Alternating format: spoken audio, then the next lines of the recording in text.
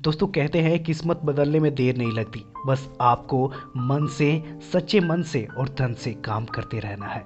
आप तो समझ ही सकते हैं ये बाबा का ढाबा जो मशहूर हुआ है, इनके पीछे का राज क्या था।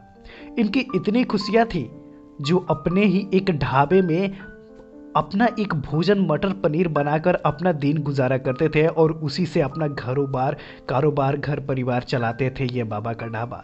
लेकिन एक दिन ऐसा समय आया कि इनके घर की खुशियां इतनी तेजी से बढ़ी कि आप सोच भी नहीं सकते थे।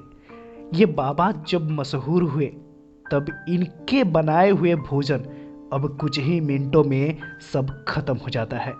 बाबा कहते हैं कि मेरा कुछ दिन पहले मेरा एक भी भोजन शुद्ध से बिकता नहीं था। मैं लास्ट में इस बना हुआ भोजन को फेंकना पड़ता था और आज इतनी किस्मत में रहमत हुई मेरी कि मेरा कुछ ही घंटों में बना हुआ भोजन सारा का सारा बिक जाता है।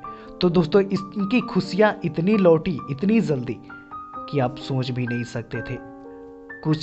कुछ दिन पहले बाबा इतना रो रहे थे। क्यों रो रहे थे? क्योंकि इनकी खाना नहीं बिक रहा था, सारा बना हुआ भोजन नहीं बिक रहा था। क्योंकि जितना ये पनीर लगाकर पनीर खरीद कर मटर का सारा वो लॉस में ही चला जाता था। जितना वो खरीद कर बनाते नहीं थे उतना इनका भोजन खराब हो जाता था, क्योंकि शुद्ध से बिकता नहीं था। तो इनकी रहमत तो आप समझ ही सकते हैं। कभी ना कभी आप सच्चे हो तो कभी ना कभी किस्मत जरूर आपको एक दिन बना ही देगा। किस्मत आपकी एक दिन जरूर रंग लाएगी। तो ऐसे ही ये बाबा का ढाबा अब इतना मशहूर हुआ कि बच्चे बच्चे के मुंह पर बाबा का ढाबा का नाम याद है। और बाबा का ढाबा जब सुबह खुलता है तो कुछ ही मिनटों में इनका बाबा का ढाबा का सारा बनाया हुआ खाना कुछ ही मिनटों में बिक जाता है। बाबा तो ये भी कहते हैं कि जब सुबह मेरा ढाबा खुलता है तो कुछ ही घंटों में मेरा बना हुआ भोजन सारा का सारा बिक जाता है। कितने लोग तो लाइन में लगे हुए रहते हैं बाबा का ढाबा का खाना खाने के लिए अब। और कुछ लोगों को खाना मिलता है और कुछ लोगों का खाना नहीं मिलता, क्योंकि बाबा अब इतना मशहूर हो गए हैं कि उनका सारा बनाया हुआ खाना कुछ ही मिनटों में बिक जाता है।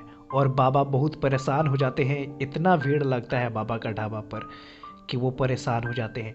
कुछ दिन पहले तो बाबा अपना ढाबा तक बंद कर दिया, क्योंकि वो कहते हैं कि अब मेरा ढाबा चलाना मुश्किल हो गया है, क्योंकि मेरे ढाबे पर बहुत सारे लोग इकट्ठे हो चुके हैं क्योंकि इतना सारा भोजन खाने के लिए।